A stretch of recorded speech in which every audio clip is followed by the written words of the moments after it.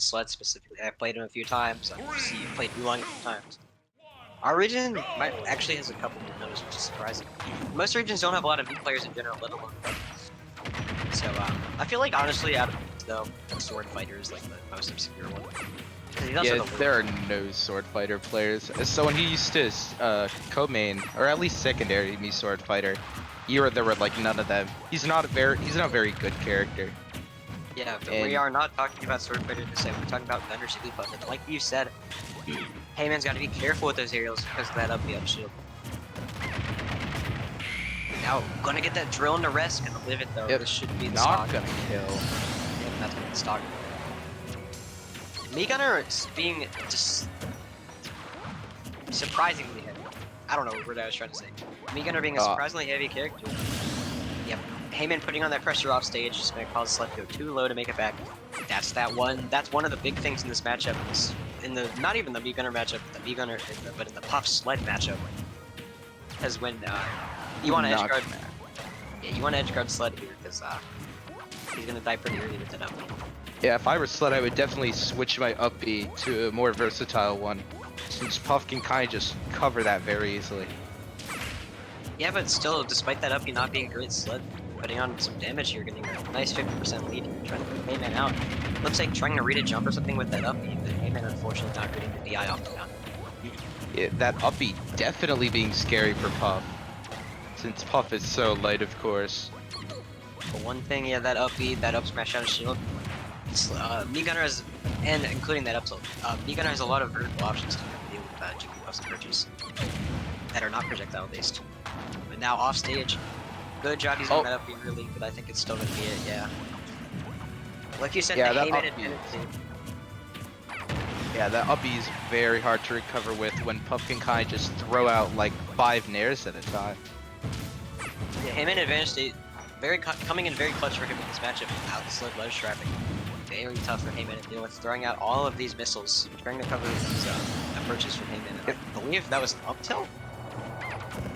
Up tilt or up B, I'm not sure actually. Could see through the explosion.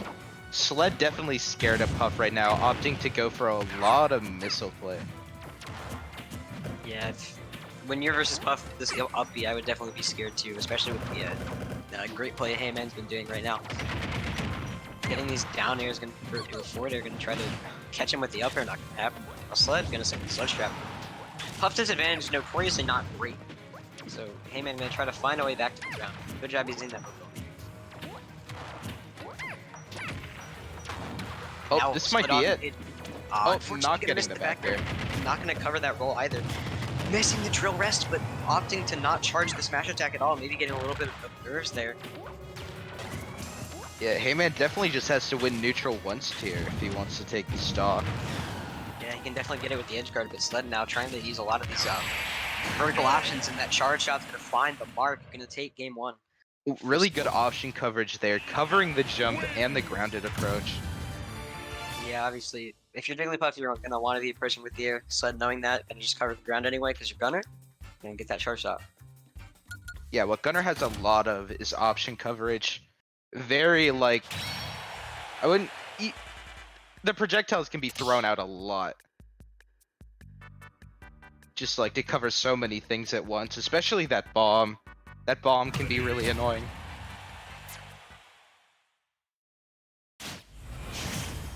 This is another character where if you're Heyman, you kind of want to have to keep composure while these projectiles can be kind of frustrating to fight versus Gunner. See, if you're Heyman, you just gotta keep your composure going to game 2 again on FD. Seems like it actually not be bad for Jigglypuff in this matchup, because there's no platforms for Sled to use to kind of cover the approaches. It's just straight up. Yeah, just a very direct game of approach the Gunner and zone the Puff. Yeah, and this up, he's gonna get whiff punished. They're gonna get that down air. Unfortunately, not gonna find all the hits. Both kind of struggling to get a neutral win here. Both playing it very safe while, you know, committing. And that's gonna be a dead. Yep. The bomb. Yeah, that up B does not seem to be working out right now. The bomb seemed to be trading with the. I think it was trading with a air or something. And now Heyman again. Just gonna get one of these big edge guards. This is a stock. Yep, that's a stock. Heyman with a huge lead right now. Yeah, I definitely expect Sled to switch that up there. Especially if he's not able to bring this game back. The thing though with Sled is I don't think Sled changes his moveset ever. Because I know really? his if you look at his Twitter, his pinned tweet is like, will Sled switch his moveset or draw 25? It's just the dude with like 50 cards. So I don't think Sled is one to change his moveset up anytime. Just sticking with it and try to do Sled moveset with that LP. But Heyman, you pretty big lead. That's sort of bringing it back, but it's really tough when you're down 3 stocks to 1. Now, yeah, Heyman. Unfortunate. Getting the Good kill, but at what cost? Yeah, good trade to go for Heyman. Can they get that neutral JV 3 stock? This is where Puff really shines in the matchup there with the edge guarding against me, Gunner. Yeah, it's gonna be really hard for Sled just to, you know, keep Puff out constantly. Because if Heyman gets in, Sled is as good as dead. Died under 70, I think, all 3 times that stock. Yeah, I feel like Sled definitely dealt more did that. I don't even know if Heyman dealt 100% in that match. Just kind of getting those edge guards doing what he needs to do in this matchup to win. So good stuff to Heyman. They're playing the matchup correctly. And now let's see what stage we're gonna go to. I think if you're Sled, you want platforms. I don't think you want FD anymore after that. Yeah, I do not think the FD is working. Hey man, after game 1 seems to figure out how to play it, they're good stuff to him.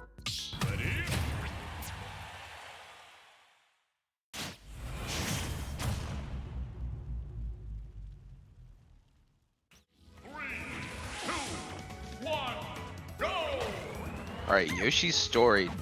A lot of platform play here. The platforms are super high. Could see some interesting things going on here. Yeah, I think Sled is gonna want his platforms. I'm very interested to see if he did change his up B though. I really don't think he did, but hey, if he did, that's the first time I've ever seen Sled do it in like almost a year. Not doing so. Yep. Yep, as I figured. Gonna stick with that up B. It also spikes, by the way. I don't know. A lot of people don't it does know. spike. Yeah, the bottom half of that move actually spikes. So if you're trying to, if you miss up your edge guard on me, Oh. Yeah, I did play Sled a while back in around December, I believe, where I was testing out some secondaries. I got clipped by Sled. I got spiked by the up B like 3 times. I don't know, you're out here getting clipped by me, Gunner. That's crazy. Alright, but right now, Sled with the lead here. It looks like the platform's being beneficial for him. Is Heyman though? Sled's kill percent 1 Nair, as we see right there in the single stock. Only 50%. Nair way stronger than it looks, being one of the strongest 6-kick Nairs. Oh. Wow, the uppy just straight up beat out the Nair. I'm surprised. I thought that we might have saw it give it 5. Honestly, I think the wall will help out Sled a lot as well. The blast zone's being overall, it's like less. In the wall, it's like less room for a Heyman to go down at edge guard. Yeah, Sled definitely being very platform heavy right now. It's going to be much harder for Heyman to get in. And the less Heyman gets in, the less Sled dies to 30. So that's good. You know. Like gonna land a projectile there, seal the deal there. Right now, it's looking pretty Sled favored. Nice job from Sled bringing this game back. Or the setback, rather. As the platform is really working out, using that forward air to catch the miss tech on the top flat. Yeah, Heyman definitely struggling to get in now that Sled has more options to keep him out. So Heyman's gonna have to once again adapt to Sled's playstyle, working out his platforms. And that's death. The footstool tool to recover. Yep, using the footstool not only for the disrespect, but for the recovery. So now one gimp, like one hit from Heyman, could be so dangerous for Sled.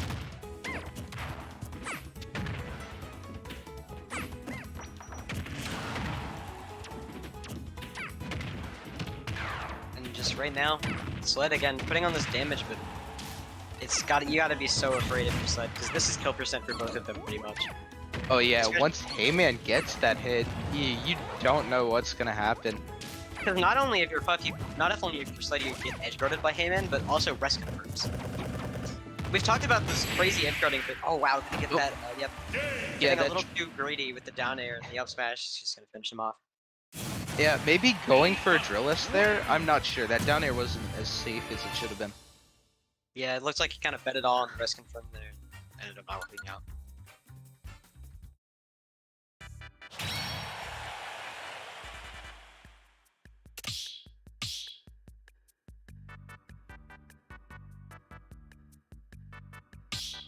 Yeah, Sled definitely might be able to take this back if he just bans the flat stages and abuses the platforms more. Heyman kind of having to relearn the matchup in a way. Yeah, when he was on FD, it was kind of smooth sailing for him, but still a pretty close game even on Yoshi's. Oh! Oh, Game & Watch. This matchup sounds... yeah, I know Sled has been working on a secondary Game & Watch recently. Because me Gunner definitely has some tough matchups, so... Alright, Sled's banger Game & Watch. Let's see it. This matchup sounds awful for Puff. Definitely gonna struggle landing. Gonna have problems with those disjoints when trying to get in on Game & Watch. And now the one thing that kind of Heyman had there with the good edgeguard gimps is not a thing anymore. Because when you edgeguard Game & Watch, you're either just not gonna find a hit, not gonna kill him, because you're not gonna kill him because up to you goes really far, or you're gonna get stage spiked and die at like 10. Yeah, and coming from someone who plays a character that edgeguards kind of similarly to Puff. You know, using that nair, it just does not work against Game & Watch up being. It's pretty sad. Yeah, so Sled here, just using these huge hitboxes that Game & Watch has to offer, just pretty much just stuffing out all of Heyman's approaches, using this up B and all these aerials to stifle Heyman. Really tough right now for Heyman, but one thing Puff has is if he can get those res confirms, they will kill earlier on Game & Watch because he has life. He's the same way to Jigglypuff. They're tied for second place in the game.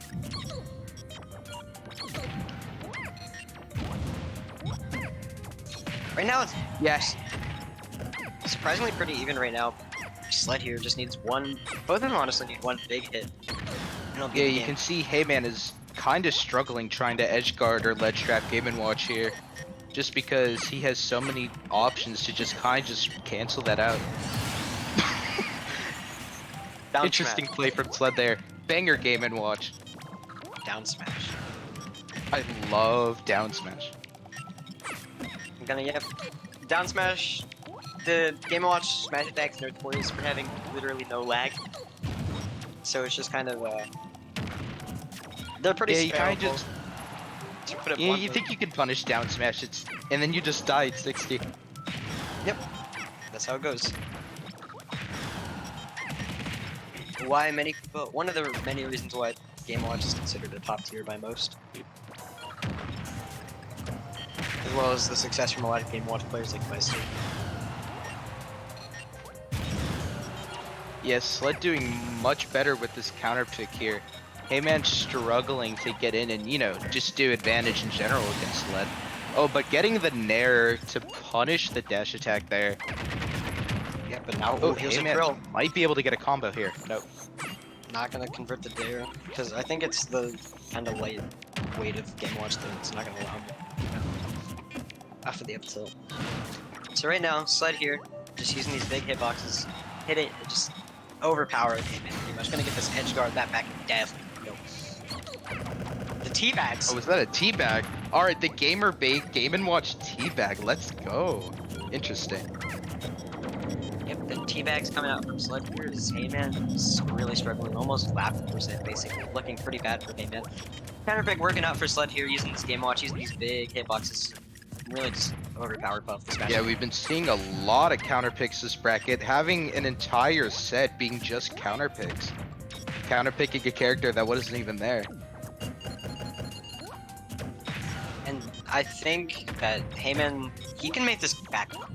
I've seen Heyman just land crazy rest confirms at like 2 and just find stocks. So it's definitely not out of the realm of possibility for Puff at all. Yeah, I mean, when I play Heyman, even though I have that jump armor, he still manages to kill me at 0. Heyman's advantage state is just very good. As well as with Puff advantage in general, just one of her, probably her strongest aspect as a character. combos, advantage state, stuff like that. Really helping Puff not be like a bottom tier in this game. Still pretty bad kick too, as considered by most. Crazy ledge trapping from Sled there. Not gonna work, unfortunately. Now Sled here just gonna get that down smash, definitely killing Puff. And that's gonna be Go for some more crazy ledge trapping. Yep, gonna be a 3-1 victory in favor of Sled. And that is gonna be all for us on commentary, KML stream. Thank you